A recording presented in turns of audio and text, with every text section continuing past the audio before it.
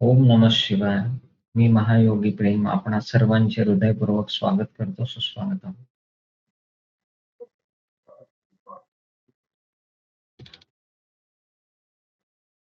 तर तुम्ही सर्वांनी काल आत्मचिंतन, आत्मपरीक्षण केलंच असेल.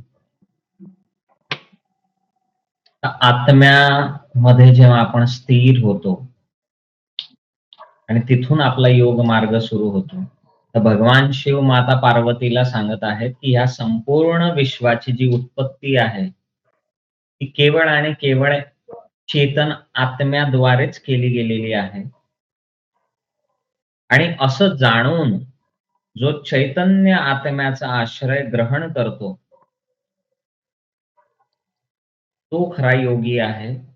ज्या प्रकारे एखाद्या मटक्यामध्ये सुद्धा आकाश तत्व असतं आणि त्याच्या बाहेर सुद्धा आकाश तत्व परिव्याप्त असतं, त्याच प्रकारे या संपूर्ण ब्रह्मांडाच्या अंतरंगात आणि बहिरंगा भागात केवळ एक आत्मा पूर्णपणे परिव्याप्त राहतो. तो ज्या प्रकारे या चराचर जगतमध्ये आकाश ही परिव्याप्ती आहे, त्याच प्रकारे समस्त ब्रह्मांडाच्या आतमध्ये आणि बाहेरमध्ये आत्मा व्याप्त आहे. म्हणजे आकाश जसा सगळ्या प्राणीमात्रांमध्ये समाविष्ट आहे, तसाच या संसारामध्ये जितके पदार्थ आहेत, त्या सगळ्यांमध्ये आत्म्याचा समावेश आहे.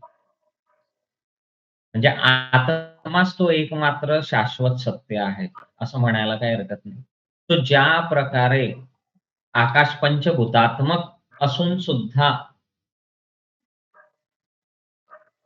सन्निहित राहत नाही, म्हणजे सगळ्यांमध्ये एकत्र होत नाही, विलीन होत नाही. त्याच प्रकारे आत्मा सुद्धा सगळ्या वस्तूंमध्ये परिव्याप्त राहून सुद्धा त्याच्यामध्ये लिप्त न होता स्वतःचं एक वेगळं रूप ठेवून तो त्याचं अस्तित्व ठेवतो. तो अखिल विश्वामध्ये एकच आत्मा आहे, की जो परिव्याप्त आहे आणि त्याच्याशिवाय दुसरं काहीही नाही. तो आत्मा सच्चिदानंद स्वरूप आहे. तो द्विभाव म्हणजे द्वंद्वाच्या परे आहे, द्विभावाच्या परे आहे. अर्थात तो अद्वैत आहे आणि त्या अद्वैत आत्म्याला प्रकाशित करणारा कोणीही नाही. म्हणजे ह्या जगतमध्ये जेवढे काही पंचमहाभूत आहे, ते त्याला प्रकाशित करू शकत नाही. तो स्वयंप्रकाशित आहे. तो स्वयं ज्योती स्वरूप आहे. तो कोणताही देश असो, काळ असो, अ, काहीही फरक पडत नाही. त्याला कोणताही नियम नाहीये, ना कोणत्या देशाचा नियम, ना कोणत्या काळाचा नियम, ना कोणत्या राज्याचा नियम, ना त्याचं संकुचन होतं, ना त्याचं प्रसरण होतं. आत्मा हा सदैव परिपूर्ण राहतो. म्हणजे पंचमहाभूत नष्ट होऊ शकतात आणि ते नष्ट झाल्यानंतर सुद्धा आत्म्याचा विनाश होत नाही. म्हणजे मनुष्य जेव्हा देह धारण करतो, तेव्हा पंचमहाभूत विलीन होत जातात, नष्ट होत जातात त्याच्या आतमधून. तरी सुद्धा त्याचा जो आत्मा आहे, तो अविनाशी आहे. तो सदा सर्वदा अविकारी आणि अविनाशी असतो. कोणत्याही अवस्थेमध्ये आत्म्याचा नाश संभव होत नाही.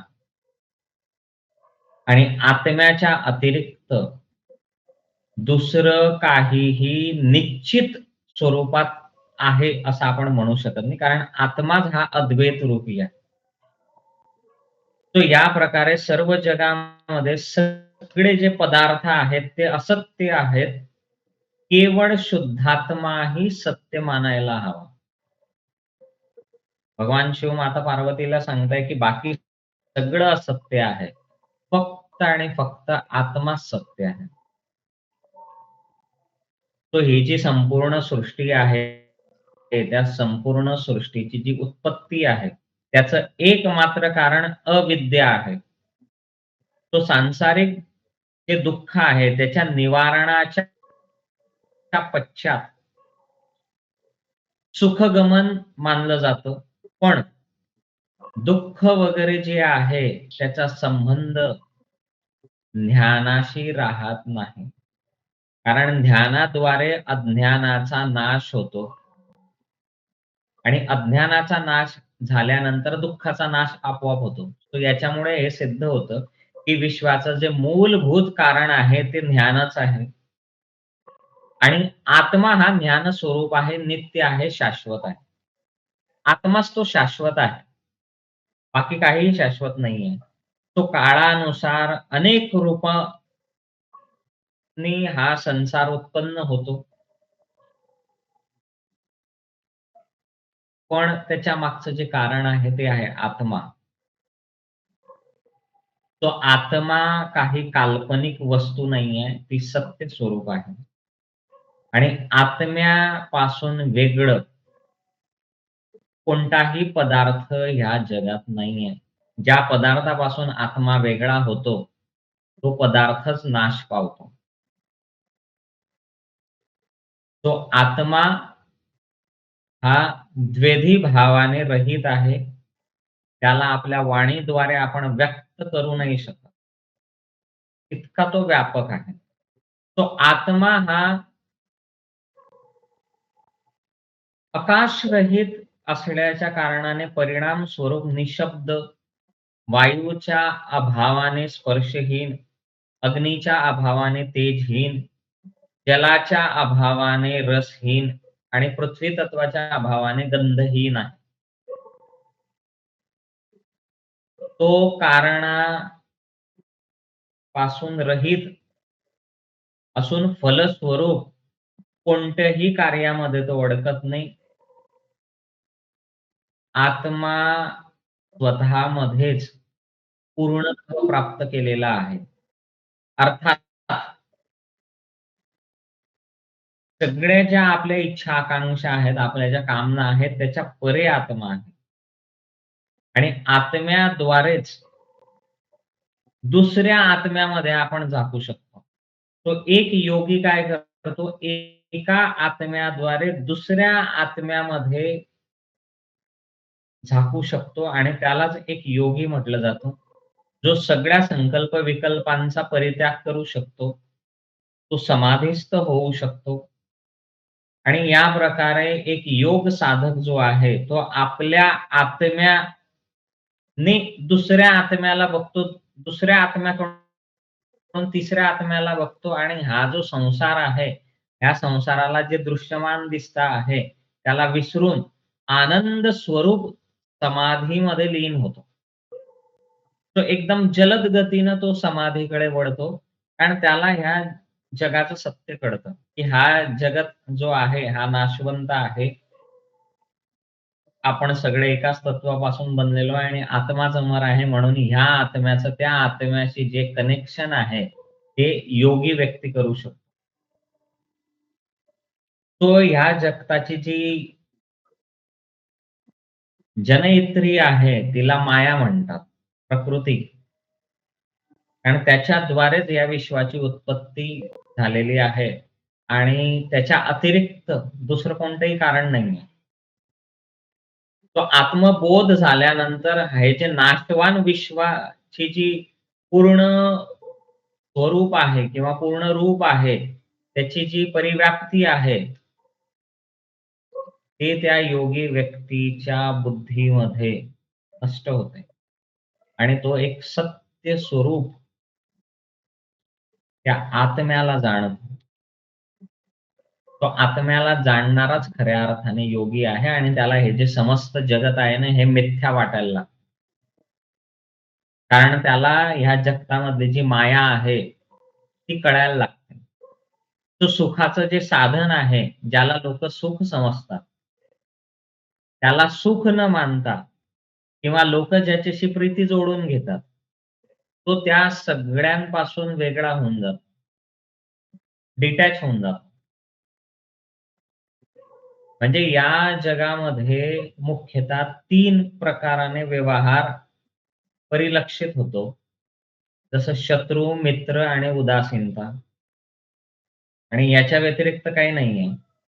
तो हा जो समस्त संसार आहे याच्यामध्ये प्रियता, अप्रियता जी आहे, त्याचा जो भेद आहे त्याच्याने बंधनात मनुष्य अटकतो. प्रिय म्हणजे मित्र, अप्रिय म्हणजे शत्रू आणि हे दोघंही नसलं तर उदासीन असतो तो. तो ह्या जगतामध्ये जे सगळं आपण पण बघतो पारिवारिक संबंध, मुलं-बाळं, नवरा-बायको, आई-वडील, मामा-मामी हे आत्म्याची उपाधी नाहीये.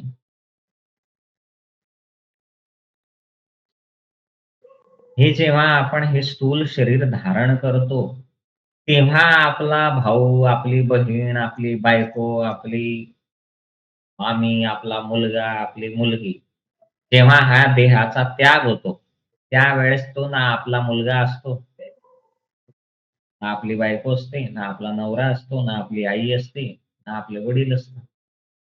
आपण दुसरा जन्म घेतो, ही सगळी नाती-गोती बदलतात. तिसरा जन्म घेतो, सगळी नाती-गोती बदलतात. पशूच्या जन्मात गेलं तर पशूची नाती, प्राण्याच्या जन्मात गेलं तर प्राण्याची नाती-गोती, झाडाच्या जन्मात आलं तर झाडाची नाती-गोती. तर ही एक माया आहे, प्रपंच आहे. हे समस्त जे विश्व आहे ना, याच्यात जो चालणारा प्रपंच आहे ना, तो मायाद्वारेच कार्यान्वित होतो. जो योगाभ्यासी जो आहे, तो या सगळ्यांच्या परे जातो.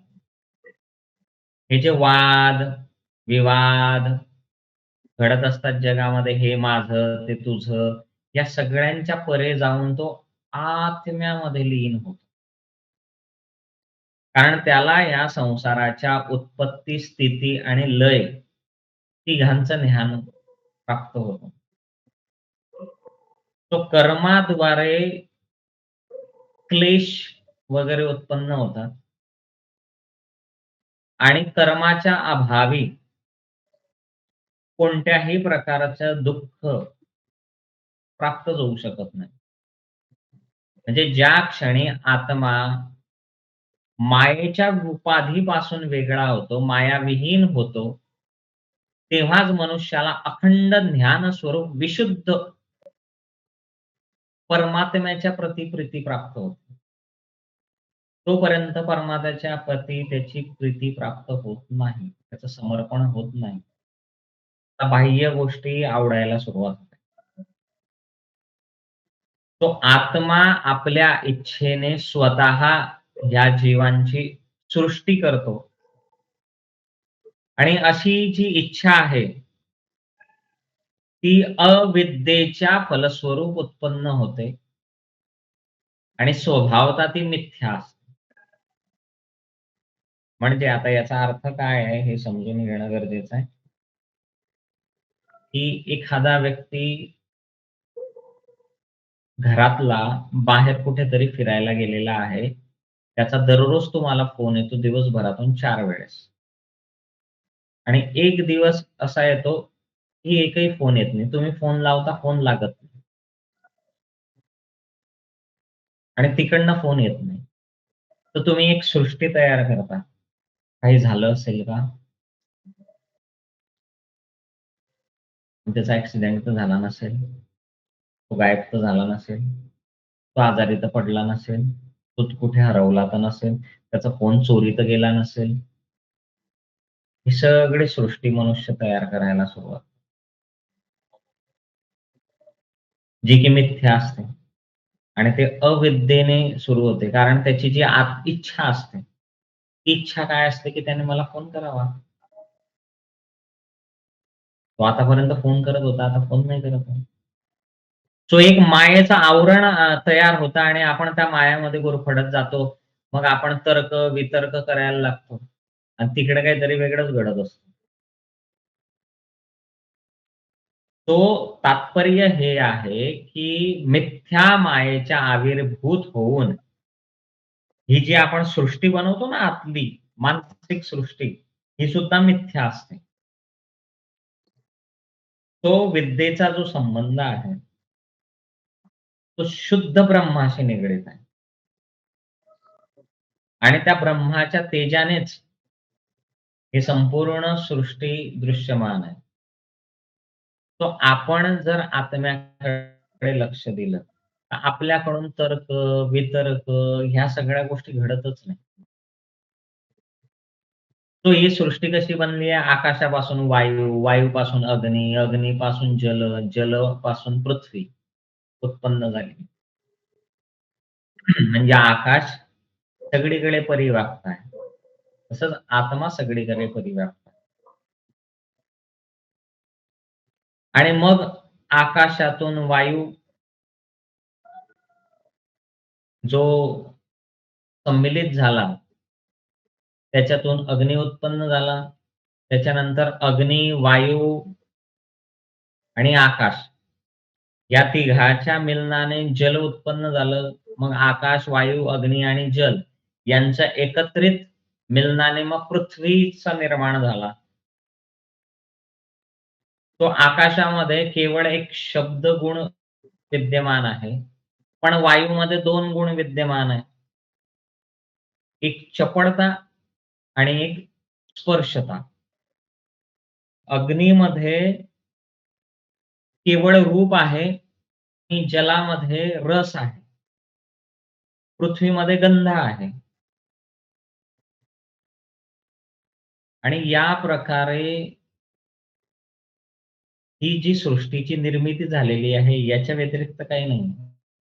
तो शास्त्र काय सांगतात आपल्याला, की ह्या पंचतत्वांमध्ये विशिष्ट गुण असल्या कारणाने व्यक्ती त्या गुणांमध्ये अडकत जातो. तो आकाशामध्ये शब्द आहे, वायूमध्ये चपळता आणि स्पर्श आहे आणि शब्द, स्पर्श, रूप, रस, गंध हे पंच तन्मात्रा आहेत. हे या पंचमहाभूतांमध्ये इनबिल्ट आहे. जसं जन्मतः आपल्यामध्ये सुद्धा मग हे इनबिल्टच आहे. कारण आपल्यात पंचमहाभूत आहे, तर ह्या 5 गोष्टी आपल्यात आहेत. आपण स्पर्शाची जाणीव करू शकतो, शब्द ऐकू शकतो, शब्द बोलू शकतो. आपल्याला एक रूप आहे, जिव्हावरती रस आहे. गंध शक्ती आपल्या जवळ आहे. आपल्या शरीराचा पण एक गंध आहे. आपण दुसरीकडून पण गंध घेऊ शकतो. ह्या 5 तन्मात्राने मग आपले वेगवेगळी अवयव सुद्धा कार्य करतात. म्हणजे डोळ्यांद्वारे आपल्याला दिसतं रूप, नासिकाद्वारे आपण गंध घेऊ शकतो. जिव्हाद्वारे आपण रस ग्रहण करू शकतो. त्वचेद्वारे आपल्याला स्पर्शाचं ज्ञान होतं आणि कानांद्वारे आपण शब्द ग्रहण करतो. तो विचार केला, हे जे एवढा भाग आहे, याच्यात पंचमहाभूत पूर्ण आहे. कान शरीराच्या दुसऱ्या बाजूत नाहीये. डोळे नाहीये. नाक नाहीये. मुख नाहीये. स्पर्श इतरत्र होऊ शकतो. पण हे जे आहे ना, हे मस्तक हे सगळ्यात महत्वाचं. आणि या मस्तकातच ज्ञान ग्रहण करता येतं. हे मस्तक जर काढून टाकलं, तर या शरीरामध्ये ज्ञान ग्रहण करण्याची क्षमता नाहीये, डिसिजन घेण्याची क्षमता नाहीये, सुगंध हा घेऊ शकत नाही. आणि हे जर नसलं, तर स्पर्शही कळू शकत नाही. आपण ऐकू शकत नाही, बघू शकत नाही. नवग्रहामध्ये आपण राहू आणि केतू मानतो. सो केतूला फक्त धड आहे आणि राहू फक्त मस्तक आहे. सो सगळ्यात डेंजर राहू म्हटला जातो, कारण तो मस्तक आहे. केतूला तर धड आहे फक्त मस्तक नाहीये. तो विचारच नाही करत.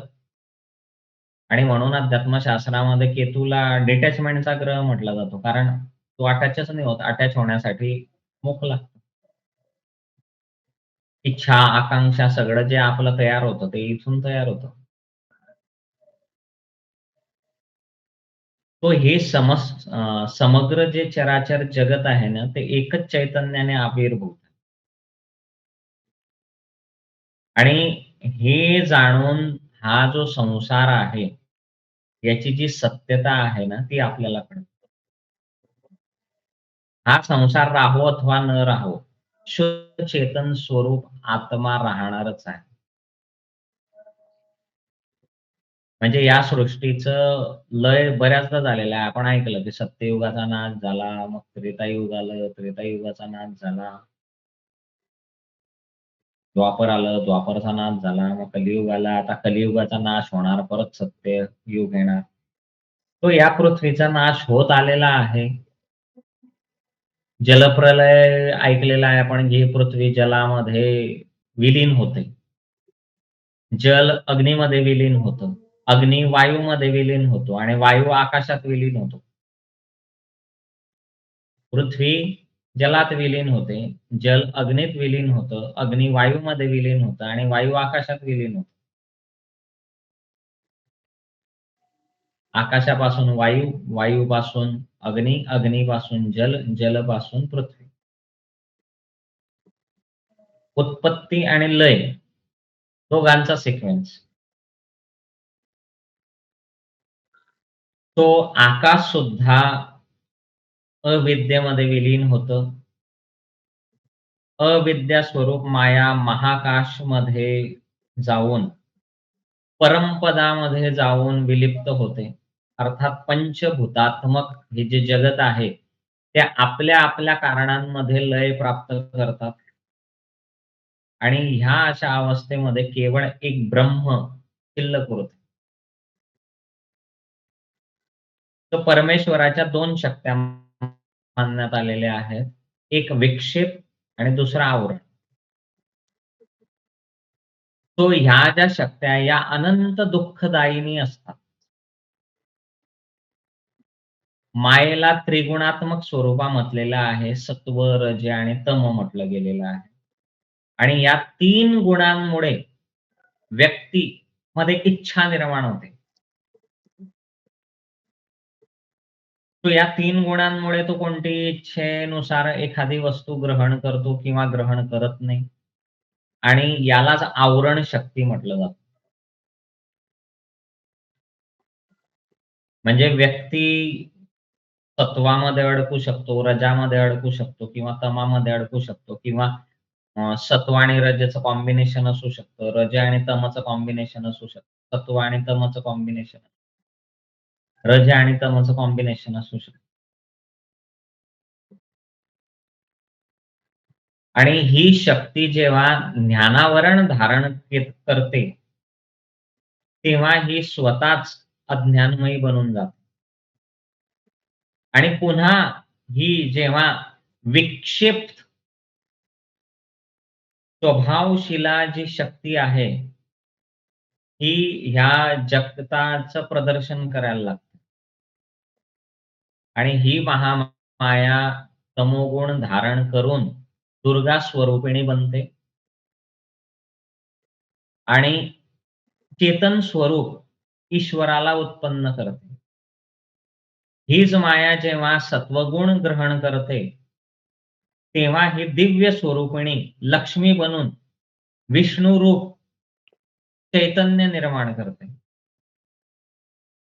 आणि ही जेव्हा रजोगुण प्रधान सरस्वती रूप धारण करते, तेव्हा हे ब्रह्मरूपाचं चैतन्याचा प्रादुर्भाव करते.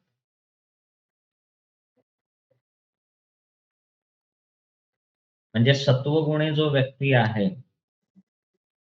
तो मोक्षाला प्राप्त होतो असं समजून घ्या.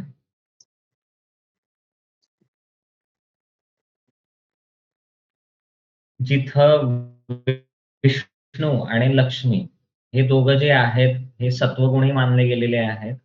भगवान शिव आणि माता पार्वती किंवा दुर्गा माता हे तमोगुणने युक्त मानले गेलेले आहेत आणि ब्रह्माजी आणि देवी सरस्वती हे रजोगुण रूप मानले गेलेले आहेत. तो जेव्हा सत्वगुणामध्ये व्यक्ती राहतो, तेव्हा छान जीवन जगू शकतो. कारण पालन-पोषणाची जबाबदारी जी आहे, भगवान विष्णूंकडे आणि देवी लक्ष्मीकडे आहे. रजोगुण म्हणजे जेव्हा कर्मप्रधान बनतो, तेव्हा आपण निर्माण करू शकतो एखाद्या गोष्टीचं, नवीन सृजन करू शकतो. आणि लयची जी शक्ती आहे, ती आहे शिव आणि शक्ती, जिच्यामध्ये लय होतो. तो तमोगुण. तमोगुण म्हणजे आपण सगळं करणं सोडून देतो. म्हणजे अभिप्राय याचा असा आहे, की तमोगुणाच्या प्रबलतेने दुर्गा दुर्गा स्वरूपात शक्ती निर्माण होते. सत्वगुणाच्या प्रबलतेने लक्ष्मी शक्ती तयार होते आणि रजोगुणाच्या प्रबलतेने सरस्वती शक्ती तयार होते. सो दुर्गा शिवाशी संलग्न आहे. लक्ष्मी विष्णूशी संलग्न आहे आणि सरस्वती सृष्टी रचयिता ब्रह्माशी संलग्न आहे. सो असं म्हणण्यात आलेलं आहे की सरस्वतीच ब्रह्माला निर्माण करते, लक्ष्मीच विष्णूला निर्माण करते आणि शक्ती शिवाला निर्माण करते. तो ही जी शक्ती आहे, हीच जगतची उत्पत्ती, स्थिती आणि संहाराचं मूळ कारण आहे. म्हणून आपण या सृष्टीला प्रकृती असं म्हणतो. तर ती आदी शक्तीपासून हे सगळं उत्पन्न होतं. आधी शक्ती, मग लक्ष्मी, सरस्वती. तो या जगामध्ये जितके पण नाव आहेत आणि रूपं आहेत, म्हणजे नाव आणि रूपाचे जेवढे देवता आहेत, ते सगळे एकाच परमात्म्याचे अंश आहेत. पण जेवढे शरीरादी समस्त जड वस्तू आहेत, ते त्या आत्म्यामध्ये अवस्थित होण्यास्वरूप असल्या कारणानेच आत्म्यापासून आपल्याला भिन्न दिसतात. कारण वेगवेगळे शरीर आहेत. पण हे जड आहेत. पण या सगळ्यांमध्ये एकच आत्मा आहे. जसं तुम्हाला समजण्यासाठी सांगतो, की आपल्या घरामध्ये 10 पात्र आहेत असं समजा आणि 10 पात्रांमध्ये आपण पाणी भरून ठेवलं. पात्र जरी भिन्न-भिन्न असले, तरी त्या पात्रांमध्ये पाणीच आहे. समजा तुम्ही डबे आणले, एखादी वस्तू आणली तुम्ही समजा गहू आणले. गहू तुम्ही 4 डब्यांमध्ये भरले, तर डबे तर 4 आहे, पण आहे त्यात गहूच. जसं हे मनुष्य, पशु, पक्षी, प्राणी जितके आपल्याला वेगवेगळे जरी दिसले, तरी त्याच्यामध्ये आहे आत्माच. पात्र वेगवेगळे आहेत, वस्तू एकच आहे. तसंच ह्या सृष्टीमध्ये जितकं जड गोष्टी आहेत, त्या आपण पण जडत्वच आहोत. स्थूल जेवढ्या गोष्टी आहेत, त्याच्यामध्ये एकच आत्मा आहे. सो विद्वान लोकांना हे सत्य जेव्हा कळतं, की आत्म्यापासून भिन्न या जगात काहीही नाहीये. त्यावेळेस ते ह्या जगताच्या मायेतून बरोबर वेगळे होतात आणि मोक्ष मार्गाला लागतात. या संसारामध्ये आत्म्याच्या शिवाय दुसरं काहीही नाही. आणि आत्म्याशिवाय जेवढ्या वस्तू दिसताय ह्या फक्त काल्पनिक आहेत. आणि जो योगी व्यक्ती आहे तो याची सत्यता स्वीकार करतो. आणि जो व्यक्ती याची सत्यता स्वीकार करत नाही, तो त्या मायेच्या बंधनामध्ये अडकतो.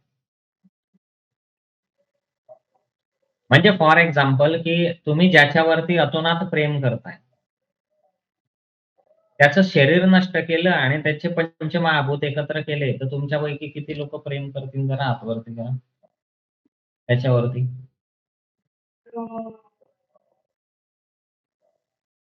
इंटरेस्टिंग आहे, कोणीच करणार नाही. पण आहे तर ते पंचमहाभूतच. आहे तर ते 5 तन्मात्राच. आहे तर ते 5 ज्ञानेंद्रिय. आहे तर ते 5 कर्मेंद्रियच. असा मृत्यू पावलेला व्यक्ती जरी आपल्या समोर असा लेटलेला असला, तरी आपण त्याच्यावर प्रेम नाही करू शकत. का? कारण त्याच्यातला आत्मा नष्ट झाला. तर खऱ्या अर्थाने आपलं जे प्रेम आहे ना, ते आत्म्याप्रती असायला पाहिजे. कारण तो जर नष्ट झाला, तो जर तिथून निघून गेला, तर त्या शरीराला आपण प्रेम करूच शकत नाही. जोपर्यंत ते चेतन आहे, त्यात चेतना आहे, जिवंतपणा आहे, तोपर्यंतच आपण त्याच्याप्रती मोह, प्रेम जे काय आहे ते ठेवू शकतो. अदरवाईज आपण ठेवू शकत नाही. आपण त्याला म्हणतो गेला. आपल्या समोर तो पडलेला असतो तरी आपण त्याला म्हणतो गेला. गेला कुठे? इथंच तर दिसतोय. मग आपण गेला कोणाला म्हणतोय? आत्म्याबद्दल बोलतोय आपण की त्या व्यक्तीबद्दल बोलतोय? कारण तो व्यक्ती तर तिथंच पडलेला आहे. जिवंत नाही आपण असं म्हणतो. मेला तो, जिवंत नाही. मग त्याला जिवंत ठेवणारं कोण? तो आत्मा. मग त्याची खरी ओळख कोण? आत्मा. खरी ओळख तर आत्माच आहे. आणि तो आत्मा दुसरं शरीर धारण करतो. जसं आपण हे वेगवेगळे कपडे धारण करतो. कपडे खराब झाल्यानंतर आपण ते फेकून देतो, नवीन कपडे धारण करतो. तसंच आत्मा, हे शरीर खराब झालं की फेकून देतो, नवीन शरीर धारण करतो. आपण कपडे फेकायला आपली कोणतीही अटॅचमेंट नाहीये, तशी आत्म्याला शरीर फेकायला कोणतीच अटॅचमेंट नाहीये. तो सहज हे शरीर फेकून देतो. तुमच्या शरीरावरचे कपडे फाटले, तर तुम्ही सहज फेकून देता. तुमचा बूट चप्पल फाटली, तुम्ही सहज फेकून देता. तुम्हाला काहीच वाटत नाही त्याचं. तसंच आत्म्याला काहीही वाटत नाही हे शरीर फेकून दिल्यावर. आत्मा ह्या सगळ्यांपासून परे आहे. म्हणून तो आत्मा या संपूर्ण जगतामध्ये प्रत्येक ठिकाणी विद्यमान आहे. त्याच्यापासून वेगळं या जगात काहीही नाहीये. आणि ज्या व्यक्तीने असं सत्य स्वरूप ज्ञान प्राप्त करून टाकलं, तो या जन्म-मरणाच्या बंधनातून मुक्तच होऊन जातो. आणि अशा ज्ञानी व्यक्तीला आयुष्यामध्ये कधीही दुःखाची अनुभूती होत नाही. त्याला दुःख काय होणार आहे जर त्याला सत्य स्वरूपच कळलेलं आहे. हा माझा भाऊ माझ्यापासून वेगळा गेला, माझी बायको, माझा मुलगा, माझी मुलगी, माझी प्रेमिका, माझा प्रेमी व्यर्थ आहे. हे एका ज्ञानीपुरुषाला कळतं. कारण त्याचं शरीर जरी आपल्या जवळ असलं आणि जर त्याच्यातला आत्मा नष्ट झाला, तर तो त्याच्यामधल्या आत्म्यावर प्रेम करत होता, की त्या शरीरावर प्रेम करत होता? आणि जर शरीरावर प्रेम करत होता, तर आता रडतो काय? ते शरीर तर त्याच्या जवळच आहे. आणि जर आत्म्यावर प्रेम करतोय, तर आत्मा तर शरीर बदलत राहतो.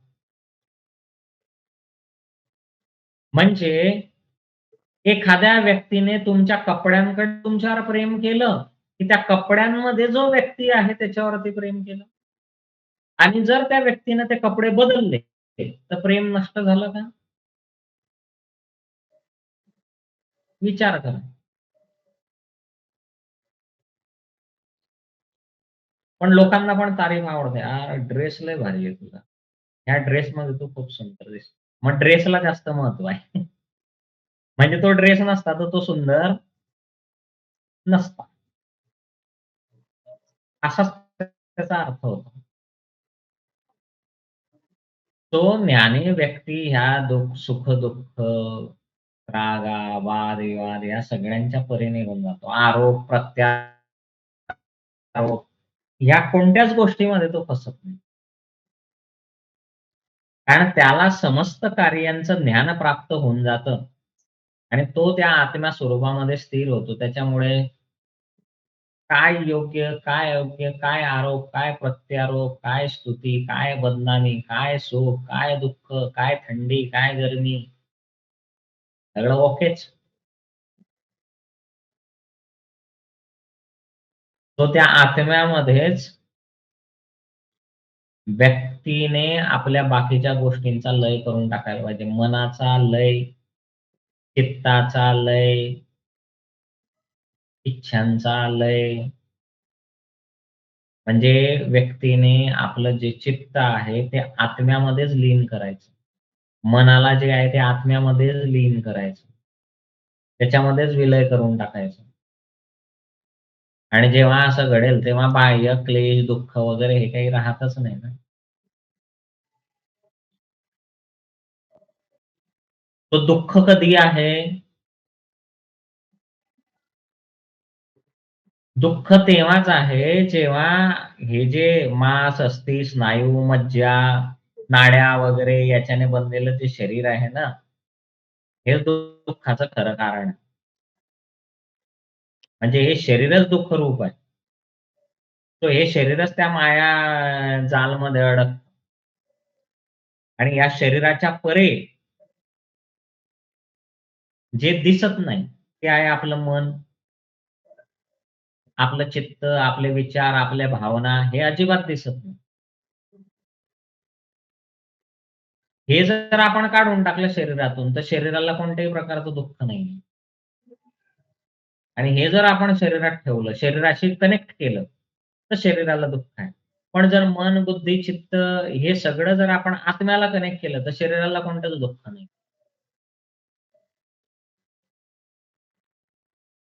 म्हणजे समजण्यासाठी आपण कपडे घातलेले आहेत आणि त्या कपड्यावर पडला डाग.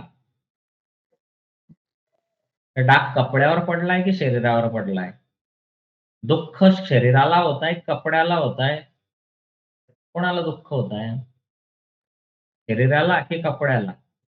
माझ्या मते ना शरीराला दुःख होतं, ना कपड्याला दुःख होतं. दुःख कोणत्यातरी तिसऱ्यालाच होतं. ते म्हणजे मन. ना कपड्याला दुःख आहे, ना शरीराला दुःख आहे. दुःख आहे मनाला. का? कारण मन त्या डागामध्ये अडकलंय. पण एखाद्या भिकारीच्या कपड्यांवरती अनेक प्रकारचे डाग असतात. त्याचं मन त्या डागामध्ये अडकलेलं नसतं. त्याच्यामुळे त्याला ते मळलेलं घातल्यानं अजिबात दुःख होत नाही. पण ज्याचं मन त्या याच्यामध्ये अडकलेलं आहे, त्याला नक्की दुःख होणार. ज्याचं मन मोठ्या घरामध्ये अडकलेलं आहे, त्याला छोट्या घरामध्ये दुःख होणार. म्हणजे तुमचं मन, तुमचे विचार, तुमच्या भावना अडकल्या आहेत, त्याच्यानुसार तुमचं सुख-दुःख आहे. आणि तेच मन, बुद्धी, चित्त सगळं जर आपण आत्म्यामध्ये अडकवलं, तर ना सुख आहे ना दुःख आहे. ना शरीराला, ना मनाला, ना बुद्धीला. कारण हे सगळं कशाशी कनेक्टेड झालं? आत्म्याशी. आत्माच हे सत्य स्वरूप, दिव्य स्वरूप, प्रकाश स्वरूप आहे. ज्योती स्वरूप आहे. सो बाकीचं सगळं ऑटोमॅटिकली निरर्थक आहे. तो या शरीराचा जो निर्माण आहे, हा पंचतत्वाद्वारे झालेला आहे आणि हे पंचतत्व सुद्धा जर आपण आत्म्याशी कनेक्ट करून टाकलं, तर काय सुख आणि काय दुःख? काय स्तुती आणि काय बदनामी? काय थंड आणि काय गरम? तो शिव म्हणजे वीर्य आणि शक्ती म्हणजे रज. या दोघांच्या मिलनाने ही सृष्टी निर्माण झालेली आहे. सो एक जड शक्ती, जडत्व ज्याला आपण म्हणतो, ज्याच्याने शरीराची उत्पत्ती झालेली. शरीर काय आहे? जड स्वरूप आहे. म्हणजे पशुचं म्हणो, पक्ष्याचं म्हणो, मनुष्याचं म्हणो, कोणाचंही म्हणो, हे जडत्व आहे. हे शिव आणि शक्तीच्या मिलनातून निर्माण झालेली सृष्टी आहे. आणि त्याचं वेगवेगळं झालेलं आहे. जसं आपण शरीर तर एकच आहे. पण आपला हात वेगळा आहे. त्या हातावरची बोटं वेगळी आहे. हा दुसरा हात वेगळा आहे. त्या हातावरची बोटं वेगळी आहे. पण हे शरीराचाच एक भाग आहे. तसं शिव आणि शक्तीचं जे व्यापक शरीर आहे, त्याचेच आपण हे वेगवेगळे भाग आहेत. जसं एकाच बोटावरती समजा हे 3 पेर आहेत. ह्याच बोटावरती फिंगर प्रिंट्स आहेत. मागे रेषा आहेत. एकेकामध्ये गुंतलेल्या सगळ्या गोष्टी आहेत. तसं ती सृष्टी एकमेकांमध्ये गुंतलेली. अनेक रूपांमध्ये ही आपल्याला भासमान होते. पण ॲक्चुअली सूक्ष्मात बघितलं तर याचं रूप एक समानच आहे. जसं तुम्ही कधी मटकं बनवताना बघितलं असेल, माती बघितली असेल, मिट्टी, माती. त्या मातीपासून एक कुंभार मटकं पण बनवू शकतो, रांजण पण बनवू शकतो, चिलम पण बनवू शकतो, एखादं वाडगं पण बनवू शकतो. तर ज्याला आपण वाडगं म्हणतो, ज्याला आपण रांजण म्हणतो, ज्याला आपण माठ म्हणतो. त्याला आपण चिलम म्हणतो. या सगळ्यांना जर फोडून टाकलं आणि फोडून जरी टाकलं ना, वेगवेगळं जरी ठेवलं, तरी याला नाव काय देण्यात येईल? आता मी तुमचे माईक ऑन करतो. आपण थोडं प्रश्नोत्तर खेळू. काय म्हणणार तुम्ही त्याला? एकटीच असं कसं? एक मटकं होतं, एक रांजण होतं, एक चिलम होती, एक सगळं वेगवेगळं होतं आणि आता तुम्ही माती कसं म्हणताय? कुठल्यावर ते सगळं एकत्रितच करतो. आपण सगळे मेल्यानंतर काय? आत्माच आहे. आत्मा आहे. माती. हे जिवंतपणे काय काय मेल्यानंतर काय माती. है ना? आपण हे जे वादविवाद, भांडण, मान-सन्मान, मला सांगा अपमान करणारा आणि सन्मान करणारा दोघं काय झालेत मेल्यानंतर? एकच झाले की वेगवेगळे झालेत? माती. एकच झाले. एकच. प्रेम करणारेही एकच झाले, द्वेष करणारेही एकच झालेत. एकच नावाची संज्ञा आली त्यांना. आपण हे जे वादविवाद आहे, हे भांडण-मुंडण आहे, कशासाठी चालवतोय? म्हणजे काय गरज काय आहे? मला तर या गोष्टीची आजपर्यंत कळलं नाही, की हे मुद्दा काय आहे नेमका? आपण एकमेकांसोबत प्रेमाने नाही राहू शकत का? जगू नाही शकत का? ईश्वराने जर आपल्याला एवढा अनमोल असं शरीर दिलेलं आहे, तर या अनमोल शरीराचा आपण किती सुंदर वापर करू शकतो. किती छान जगू शकतो. या सृष्टी सौंदर्याचा आपण आनंद घेऊ शकतो. पण आपण इच्छा, आकांक्षा, स्पर्धा याच्यातच आपलं आयुष्य वाया घालवतो. हा माझ्यापेक्षा पुढे कसा गेला? अरे मेल्यानंतर सगळे एकच आहे. कोण पुढे ना कोण मागे कसं शोधणार? सांगा. मागे. नाही शोधणार. आणि मेल्यानंतर समजा तुमचा नावलौकिक सुद्धा झाला, तर त्याचा काय फायदा आहे?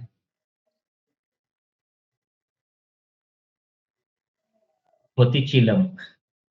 अशी कहाणी जरी लोकांनी गायली तरी त्याचा काय फायदा आहे? ती चिलम आता चिलम राहिली का? एक होतं नाही. मटकं. ही कहाणी जरी लोकांनी गायली आता ते मटकं उरलं का? जे आहे ते जिवंतपणे. तो जिवंतपणे जर आपण आपला सन्मान केला, आपण सत्य स्वरूप आत्म्याला जाणून घेतलं, तर आपलं जीवन किती सुंदर बनणार. आता तुम्ही म्हणाल, आम्हाला तर हे सगळं हवं आहे. पण लोकं जे येऊन आपल्याशी भांडतात त्याचं काय? तर आपण त्याची माती करून टाकायची, दुसरं काय करायचं? आपण कुंभार बनायचं आणि समोरच्याची काय करायची? चिलम. आहे का नाही?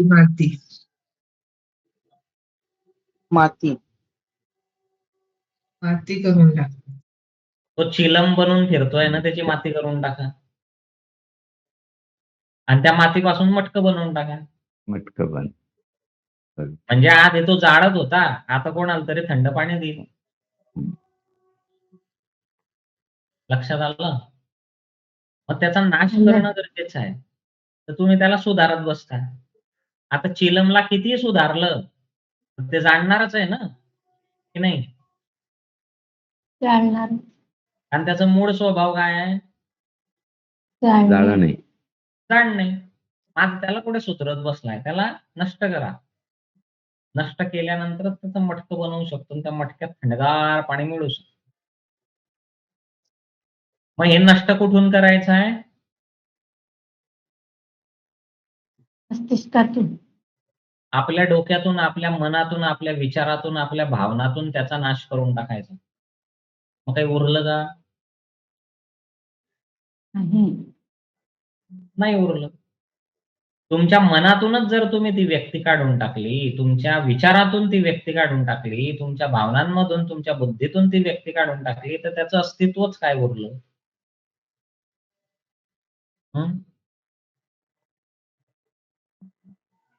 आहे. शून्य. अस्तित्व शून्य. मग कसलं सुख न कसलं दुःख? तुम्हाला जे एखाद्या व्यक्तीविषयी दुःख होतं, तर ते नेमकं कोणाविषयी होतं? त्या स्थूल शरीराविषयी होतं? की त्या स्थूल शरीरामध्ये जे मन आहे, जे उचापत्या करत आहे, त्याच्यामुळे होत आहे? मन जे उचापत्या करतं.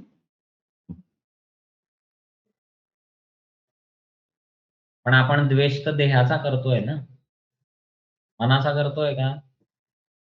नाही. द्वेष आपण देहाचा करतो.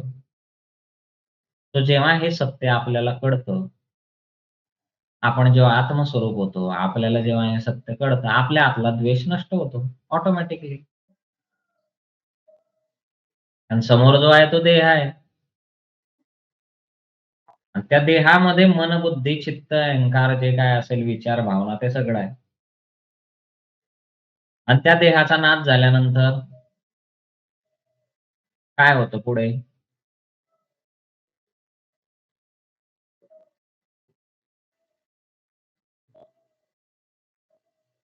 नवीन जन्म मिळतो त्याला.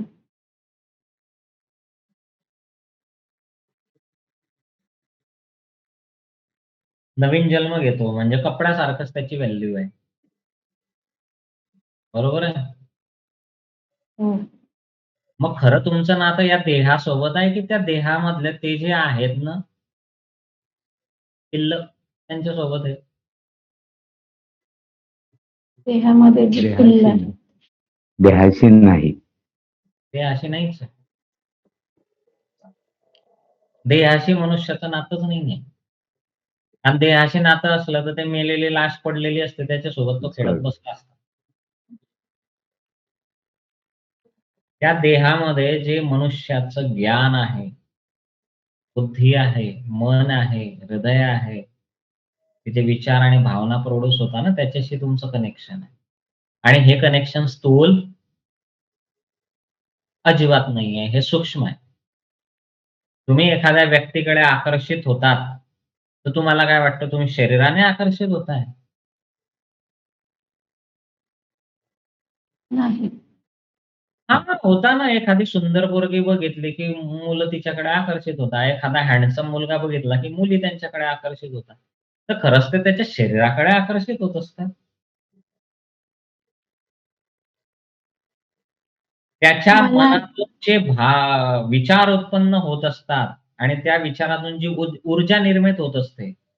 त्याच्या आतमधल्या ज्या भावना आहेत, त्याच्यातून जी ऊर्जा निर्मित होत असते, ती ऊर्जा एकमेकांना अट्रॅक्ट करते. आणि ती तेव्हाच अट्रॅक्ट करते जेव्हा ती ऊर्जा एक समान होते. नाहीतर कोणीही कोणावरती आकर्षित होतं का? नाही. का नाही होत? कारण एक जर आकर्षित होतोय, तर सगळ्यांनी आकर्षित व्हायला पाहिजे. कारण सगळे तर एकसारख्याच फॉर्म्युल्याने बनलेले आहेत.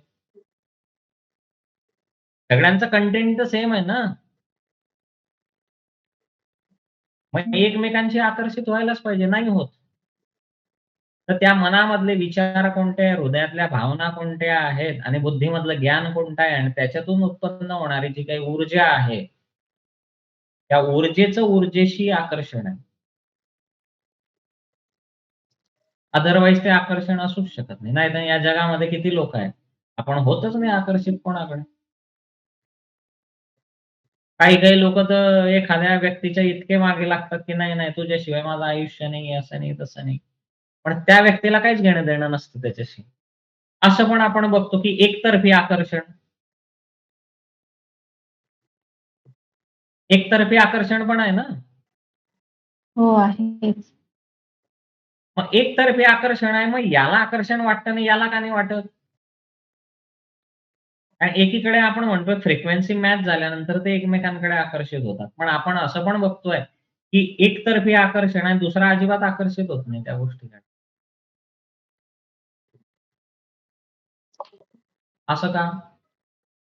फ्रिक्वेन्सी मॅच नाही होत का मायावीजी फ्रिक्वेन्सी. त्यांची? फ्रिक्वेन्सी मॅच होते म्हणून तर तो आकर्षित होतोय, पण याची आकर्षित होतात. फ्रिक्वेन्सी त्याच्याशी मॅच नाही होत आहे ना. हां, त्याची होत नाही का? एक खूप आकर्षित होतोय, दुसरा अजिबात त्याला व्हॅल्यू देत नाहीये ना. एकतर्फी असं काय प्रेम होतं आपण मग? त्याला म्हणतो.